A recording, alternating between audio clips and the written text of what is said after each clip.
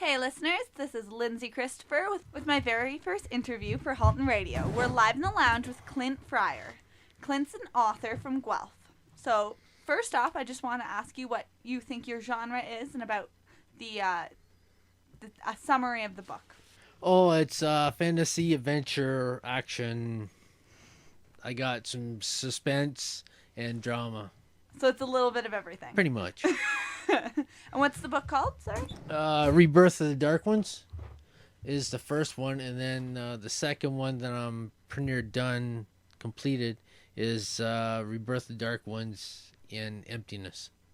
So it's a sequel. Yeah, there's 3 of them that I'm working on to start, and then if I get signed, get published, and they take off, well, I got 3 more that I have ideas for.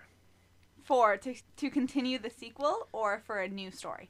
To continue the stories. To continue sequel. the sequel? Yeah. Nice. And you said that it started out as just a paragraph and a little kind of novel of your own, and it expanded? Well, it all started off at one Valentine's Day. I was dating this one girl, and Who shall remain nameless. Which should be nameless, but which is now my wife. And then I'm like thinking, what would be a good Valentine's gift? And so I'm like, So you know those big cards that you can get at like Shoppers Drug Mart that's about 2, 3, 4 feet tall? Well, I get one of them, and then I write like a little story. And it's about a farm boy falling in love with this girl that turned out to be a slave for this evil creature, this gargoyle. And he does his chores, and he goes for a horse ride, and he watches her like from afar, admires her from afar, and then he gets enough gumption that night to go rescue her, and then they fall in love, and the gargoyle catches them and makes a deal. You have to find this one stone, and so on and so forth. And you wrote this all on the card? Yeah. Well, I had it in those 8x11 pieces of paper. Yep. And it's on the one card. It's just the first chapter. And then I'm like reading it, and she's reading it. And I also got her like a wine rack, and I wanted to have the stone, because she's always saying, well, when I say I love you, she goes, yeah, well, it's not carved in stone. So that got me thinking too. So I actually bought a stone that says love at the dollar store.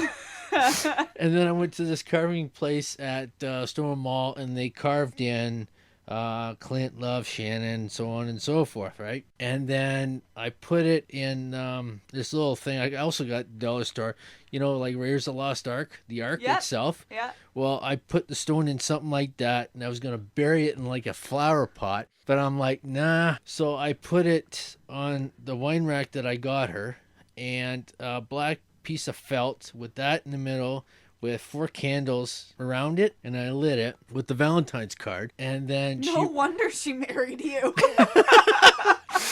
And then she read it, and she goes, well, what happened to the Stone of Solitude? And I go, well, look. She opens it up, and there's the Stone of Solitude. I go, you got the stone.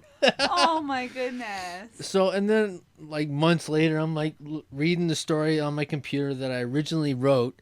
I'm like, well, I can expand on that. And then, well, when I wrote it, it went a certain way. But when I redid it all, I edited the story about 10 times. So the original story, she's got the original chapter. Do you still have the card? Yeah, she still does. And I still got the original chapter on my computer. It's 100% totally changed. It's changed about 10 different times. But the influences were the same. The characters are the same characters yeah. and stuff like that, but their scenario is a little bit twisted a bit. And then I just had all the images in my head. It's like a movie, and then I just continue writing it. That was the first book. And then I got it self-published, and there was a few spelling mistakes, and I went back to the drawing board, changed the scenario a bit. The one chapter paragraph was the battle between good and evil, and when I redid the whole book from cover to cover, the fight scene is over 4,000 words now instead of one little paragraph. Yeah, you said that you really, really expanded it. Yeah. Wow. And then the second book is 100 times bigger, better than the first one. It's got more action, suspense, drama, and some thrilling scenes in there too as well.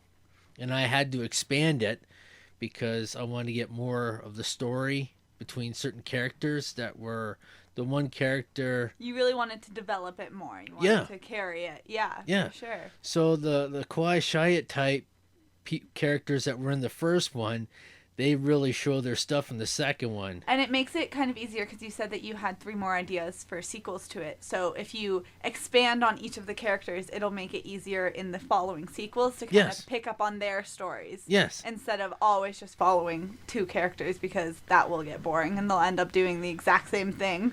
Yeah, because the second book has... It up.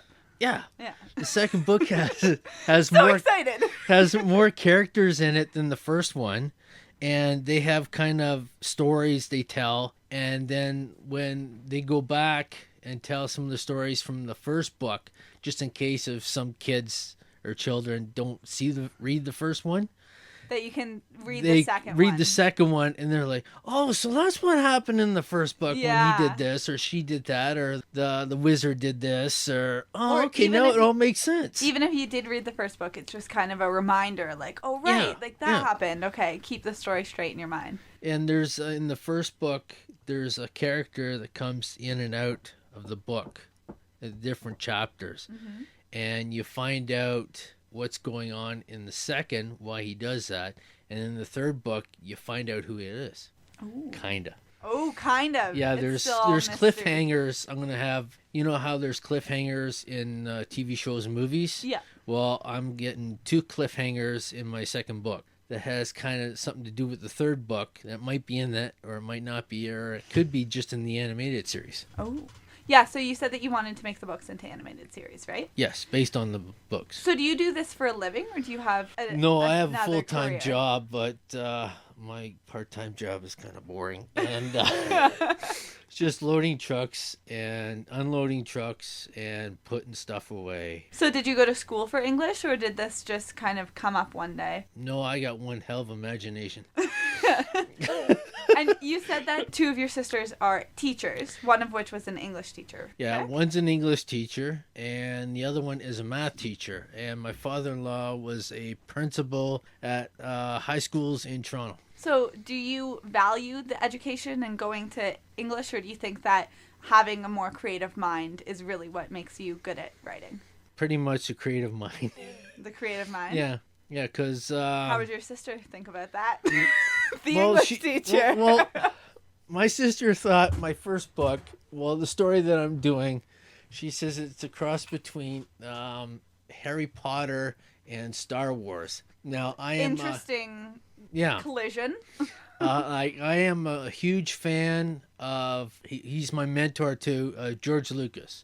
Okay. Because if it wasn't for George shooting his vision and dream of Star Wars to the world, 99% of the movies that are made now would not exist. And I wouldn't have done the stories that I've done if it wasn't for him. If it wasn't for George Lucas. So would you say... In a way.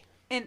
In a way, yeah. Would you say that he's your biggest influence? For me to do the books? Yes, for you to do the books. That would be my son. Your son? My son. Tell us about your son. He's 16. He goes to the Fergus High School, and if it wasn't for him, I wouldn't have continued on for the stories and do the books, because one day he goes, Dad, I hate English, I hate reading, it's boring, it's dull. I'm like, okay. I'll write something for you. All right. Not book. Now, would you read, would you start reading if I did a story with you actually one of the characters? He goes, yeah. I'm like, okay, so I did, and he likes the book. That's awesome. So what character is he? Cameron. Can you tell us? He plays Cameron. Is his name Cameron in real life? Yeah. Yeah. And is he one of the main characters? Yes, he is. Yes. Is there any love interest for Cameron that you've taken out of his actual life? No, but he falls for this one girl called Liz, which I had to use his... I'm trying to think of a good girl's name, so I took my sister's name, Liz, and I threw that in there. But it's... Is there anything that he does in his actual life that you've put into the book so that you can kind of relate to it? Yeah, when he was little, during a soccer game, He doesn't play soccer. He just looks for bugs and frogs on the ground. It was funny watching. I'm like, get the ball. Look at the bug. Get the bug. I know 2 little girls that don't play. Well, they play baseball, but they actually build sandcastles while on the field instead of playing. Yeah, it's really interesting to watch. He wrecked my sandcastle. What the hell? Why would you run over that? Oh no. But yeah, most of the stuff that I write, that I put in the stories, actually some of it is true. Like some of the characters' names, the 2 main characters is named Fu and Fresh Air. Okay, Fu came from my girlfriend at the time was going to call me a fool. And it's actually in the book. She was going to call me a fool, but she stopped at Fu. And that was my nickname from her. And when I met her... She was going to write you, or call you a fool for writing the book? No. Oh, okay. Just a fool in general, okay. Right? You're a fool. But she stopped at Fu. So that stuck with me. Now my niece, and she's turning, I believe, 7 this year in June. She calls me Uncle Fufu. And it's a riot the way she says it. And she is the only one, besides my wife now, that calls me Fu. And her mom calls me Uncle Fu. And now we're trying to get our other niece and nephew to call me Uncle Fu. That's funny. Yeah. And the other one you said was Fresh Air. Fresh Air, because when I met her, she's original and she's got a big heart. And I call her a breath of fresh air. So your story really does have a lot of influences from your family in it. Yeah. Yeah. It's a riot, too. Would you say that your family is the biggest fans of the books? Family and friends, yes. Family and friends? Yeah. Where can our listeners get a copy of the book? Is there any places that you sell them? I'm just redoing the whole story. Mm-hmm. The first one I self-published, but about 80% of that's all different now. So it might be worth something in the future. But I self-published it from iUniverse. Okay. So... That was the publishing company? Yeah, it's a self-publishing company in the States, I guess. And I went back and redid the whole story from cover to cover. Now it's totally different. You said that you changed it like 10 times, right? Or yeah, it's been edited and changed yeah. about 10 times. The second one that I'm doing now, it's taking a little longer because when I write it the first time, I'm not going to rewrite it because it's the way I want it, the storyline, what happens to each different character. Mm-hmm. It just has to get some spellings checked. That's about it. So is there any online applications that they can go to? I know that you have a website. Yes. What is it? Clint? Frywood, www.frywoodstudios, FRYWOOD studios.com. And it's got all 6 covers on my books, information about the first book, the second book, my animated series that I'm doing based on the books. And I have a close dear friend of mine. He's an award-winning director, and he wants to do all the series. Wow. And movies. So, we're just looking for a producer that has deep pockets. So is it for sure that you'll be having the animated series? If I get if you can find a director. Yeah. If we, when I get signed, because you got to think positive, right? Yes, when I get signed, the signing money that I get is going towards the animated series trailer. Okay. Which I have a studio already that loves the whole project, does movies, and they're connected. They're affiliated? Thank you. Affiliated with Disney. Nice. So he's going to help me pitch it to Disney and some studios. Who would it be based for? Is it for teens, children, adults, everyone?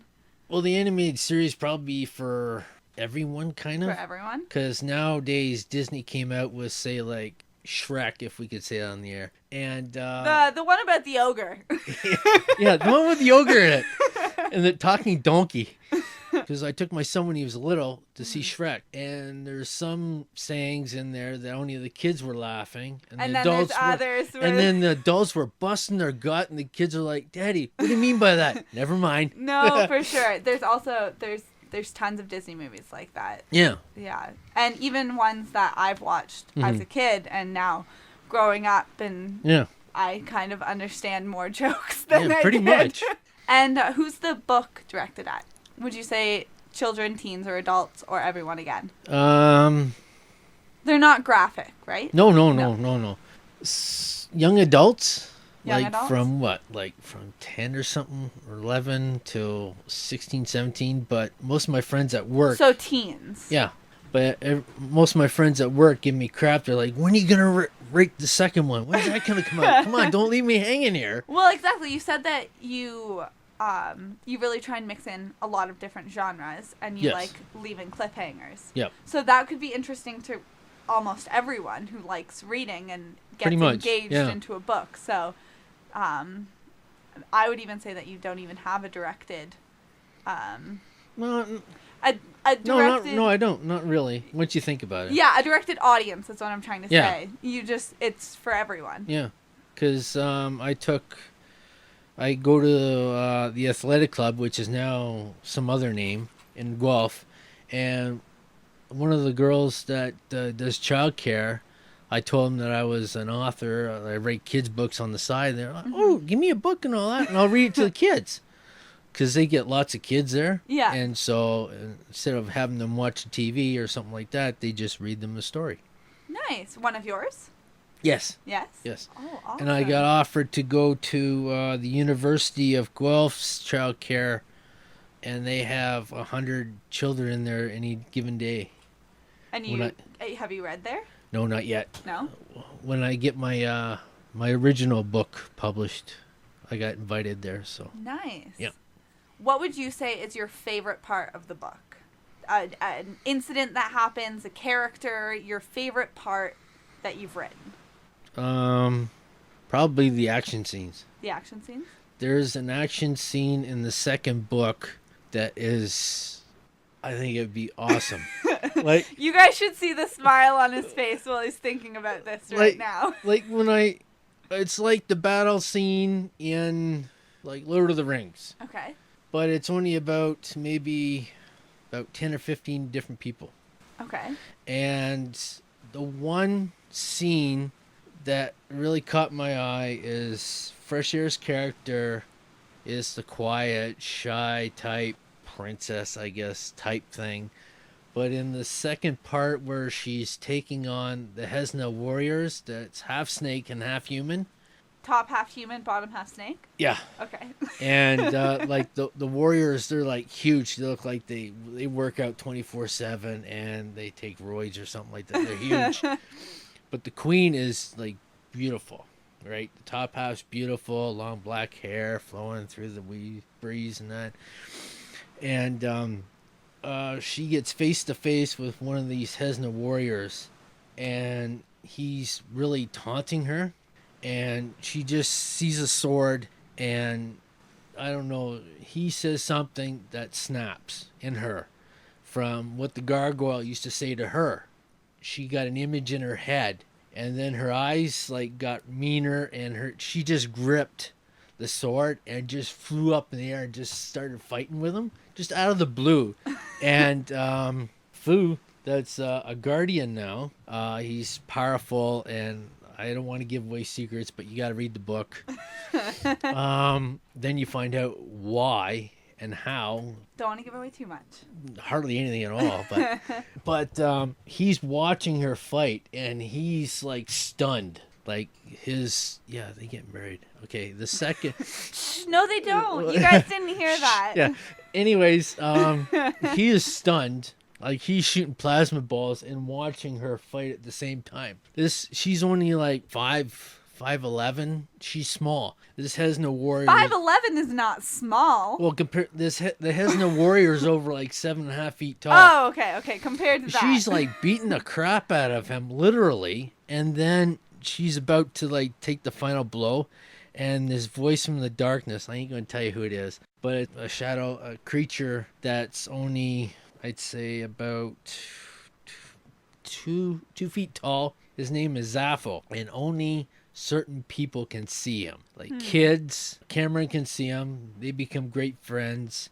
And in the first book, Fu sees him because of what happened to him halfway through the book. And Zaffo was created by one of my dearest friends That's the director. Because he's writing the story about Zaffo. So I'm like, well, how about... Why don't I just incorporate Zaffo into my so book? The world has a chance to see him first. Yeah. And if they like him, well, then there's the side series. Yeah, there's your series stuff like that. He goes, oh, that's awesome. Yeah. I'm like, what's he look like? He goes, well, he's a cross between Yoda and my dog. I'm like, oh, okay. Because I actually have a picture of what he did. He drew it? He photoshopped him. Oh my goodness. Well, Is it like the little picture of the pug with the Yoda costume? No. Oh, okay. So when you get writing the book, because clearly you're very passionate about it and you enjoy it yourself. Oh my gosh, that's hilarious. So he threw a picture of his dog's head with his paws. Oh my gosh. So it's in his clothes. He looks like a little mini pirate dog. Yes. The clothes that he's wearing.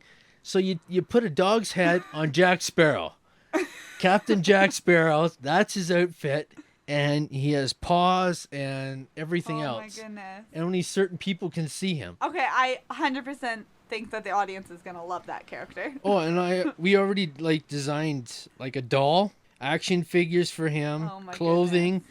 I got a bedding design in my head. It's basically just Zaffo. And there's an episode that my wife and I went to Mexico one time, and I'm thinking, okay, I'm kind of bored, but Shannon was getting a suntan, listening to music, doing her Sudoku, and I'm like, So I got this image of Zaffo and Cameron, because by then Cameron will be, okay, I'll spoil it. He's going to be a guardian, but I ain't going to tell you the plot because my dear friend Josh came up with the idea, and we're sticking to the idea, and only him and I know. Well, maybe Cameron knows too, but that's it. There is going to be one heck of a shocker when people actually read the book or watch the animated series. And they're like, huh?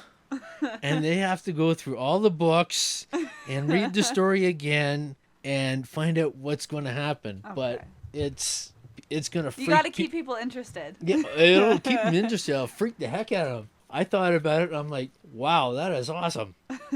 I'll do that. So going back to my previous question, clearly you're very interested and passionate about the books. How long does it take you when you sit down to write it? Whenever I get time. When I'm bored at work, I get a piece of paper, and even if it's a couple paragraphs that I get flashes of, or images of, I write it down. So would you say that it comes very naturally and very quick to you? Because you seem to have this story already in your mind. You know what the characters are. You know what you want them to do. So as soon as you sit down, it just flows really well. Oh, yeah. Yeah? And I have images already for the third book. I just add and think of some filler in between. Right. Like this conversation or the scene happens. Right. But the main storyline is already in my head for the third one, and how it all originated too. And that's kind of a pretty cool kind of thing. It all started off there's Alexandria. There's about 6 or 7 original Guardians. Mm-hmm. Every time you say Guardians, I think of Guardians of the Galaxy. Oh, no. They would just literally blow them away, literally. Okay, the Guardians that are AKA now are the Dark Ones. My friend and I were talking about that. He goes, okay, now, if I was a Jedi Knight and you were your Guardian, your Dark One, so-called, who would win? Yeah, pretty much. Who'd win? I'm like, okay, put it this way. My mystical power comes from within the heart, right? And it's pure magic. Yours is the Force, okay? I'll give you a scenario. I actually went to Marcus, which he's also in the second book. My friends from work, their names are in the second books, and pretty much what they basically what they do in their spare time. Like Marcus, my friend Marcus. It's all relatively based on the person. Yeah. And I wanted to find one for my good friend Josh. I'm like, what's a good character that you like to be? And he goes, you watch Robin Hood? And I'm like, yeah, I like the one with Earl Flynn. He goes, let me be Friar Tuck. I want to be like a priest, but more down to earth and more funny and stuff like that. So there's an actual scene I put in the second book. I'll get back to the question in a minute.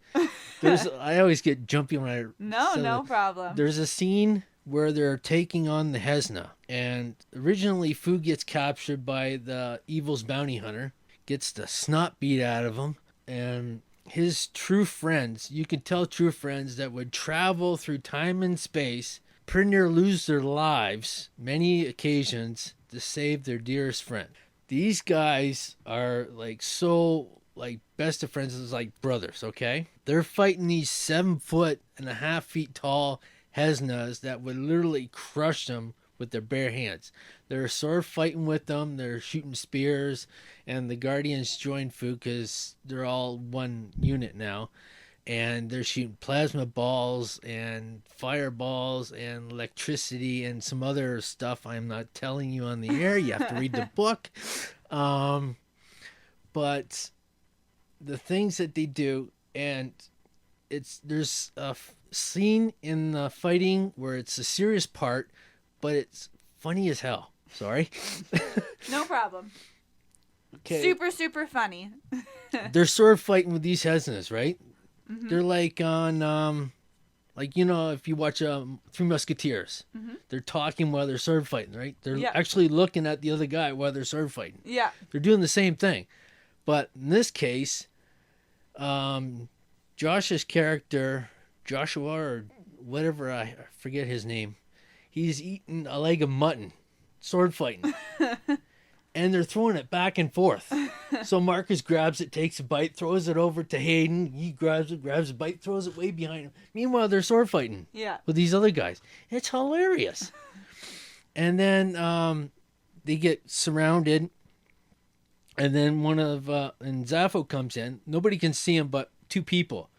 And these Schmoogawigans, that's what Zaffo is, they're the little creatures that create color. They're invented color. In their world, they have color factories. They create the color. Strange concept. Yeah, they make color, and if things are black and white, they can turn it into color, or turn color into black and white. So they made this bright light. He went around, and there was an episode that for my animated series that I thought of where they're chasing a sorceress through time because the sorceress stole the royal scepter from Zartan. So Zartan asked them to go get it, please. So they travel through time and space. Now, as they exit this one porthole, the animated series turns into reality. Oh, cool. So Zaffo from animation turns into a CGI character. Yeah. And Cameron turns into his real self. And they end up in Southern California. And they track down the sorceress, which goes to Universal Studios and sees a castle where I think the new Harry Potter castle is there. Mm-hmm. She takes over the castle. She puts a spell on everybody, all the people that are tourists there. They're her slaves now. And he goes in there, chases her out, and then they're trying to be a part of the atmosphere. Mm-hmm. So Cameron comes out, he's got his cloak on, right? They want to mix in with the people. Yeah, so they don't want to stand out. Yeah, thank you. So they go into this one shop, and then they come out. Cameron's got his hat on backwards, his Oakleys, his muscle shirt on, shorts, and all that. He's all buffed up. Zaffo comes out, his hat on, he's got a white hat on backwards. He's got, instead of the costume with the pirate stuff, he's got a muscle shirt on, some shorts. He's got a surfboard that he flies around with, and he's got Oakleys on, and I think he's got one of his ears pierced. I'm not sure. And they really stand good. So, and then they end up at this Royal Hollywood Gala that she sneaks into. And all of a sudden they're looking for it. Now Cameron's in a black tuxedo. Zaffo's in a tuxedo. And still a dog. Still a dog. Still a dog. And he's on his surfboard too. And the sorceress is in one beautiful red evening gown all done up. You wouldn't even know that she's a sorceress. So usually with Live in the Lounge, we have the singer or artist give us a little taste of what they do. So if you're comfortable with it, we'd love to hear a little clip from the book. Sure. You've been explaining it, but to really hear your writing style. You can pick any part. Any part? Any part that you want. Doesn't have to be the beginning, doesn't have to be the end. It can be one paragraph in the middle. It's like when I'm doing the third book, I won't know anything about the second book because all my stuff's in the... You got to invest yourself into the story. Pretty much. Well, when I write the story, I act out. I'm the actual character that's doing it. Yeah. And there's a certain scene in the second one that's going to be... Is the book written from first person, second person, third person? Like, say... Is it written he, she? Is it written I? Or is it written, like, omniscient, where you know everything? Okay. The second book, I'll give you guys a clue. Cameron from the future is actually telling the story. Okay. So there's about 4 or 5 stories going in, and he's telling every single story. So that's more omniscient, where he knows kind of everything that's been going on. Right? Yes. Yeah. Which is hard, because sometimes he stops telling the story, and actually you see him like if it was the movie, you actually see him stop telling the story, and then there'll be like him actually. You'll see a picture of or something that he's doing in real life. Yeah. There's a scene that I'm like, how the heck can I do this? So I'm actually doing the 2 persons, and there's Jonathan and his date, and they're snuggling under the tree, and I'm like, oh God, how am I gonna do this? So I'm like picturing myself as Jonathan, and then picturing myself as Jordan, and then I just get that kind of concept and I start writing. Yeah. But it's hard to do sometimes. So what part of the story is this? Pretty much it's the last of the first chapter. Okay. Where the scenario is Fu comes back and tries to take on the evil gargoyle to save his true love, and kind of overpowers the gargoyle and sends him off to another world or somewhere along that line. Okay, the evil gargoyle threw like a spell on Fresh Air. Okay. And kind of blanked her out, so he would actually follow through and go on his journey to get the Stone of Solitude. So he has more of a goal, because if she was alive, well then he'd say, well, take him on, right? I was wondering if you could tell me the name of the one who saved my life. Fresh Air said, the one who said, I'm the girl of your dreams. Fu could feel his face turn red. I'm sorry, people call me Fu. And what is your name, my dear? My name is Fresh Air. Fresh Air? Fu echoed. I like that name. Fresh Air smiled, thinking of the moment she asked, whatever happened to the mystical Stone of Solitude? Fu looked deeply in her eyes and gave Fresh Air a kiss that was no ordinary kiss. It was a kiss that began a lifetime together. That's about it. And then it goes on to the... the second chapter. Yeah, which I don't have. No, that's okay. First time Fu and Fresh Air meet. Yeah. Yeah. But the what is it called? The Somos? It tells you on the back of the book. The synopsis. Synopsis, thank you. In a world of swords and sorcery, a young man named Fu is in love with a peasant girl that he has never met. He rescues her from an evil gargoyle master, and thus begins a whirlwind adventure that takes them to another time and place where they are caught up in an ultimate battle between good and evil. This is a story of courage and bravery, adventure and true love, and stresses the value of purity over corrupt, a journey to a different land populated with gargoyles, wizards, unicorns, and other mystical creatures. A journey that will eventually lead to the Dark Ones, the guardians of time and space. Now, is there anything else that you want the listeners to know about your book? Give them the sales pitch. Why will they like it? If they were to pick it up in the store, find it online, what's one thing that they should really, really know about the book that's going to make them want to read it? They'd get lost in the book. They'll get lost in it? Yeah, they would become one of the characters and enjoy the adventure. And I got lost in it writing. 'Cause well, you can tell as soon as you start on it, you're like, oh my goodness, and this happens, and that happens, and...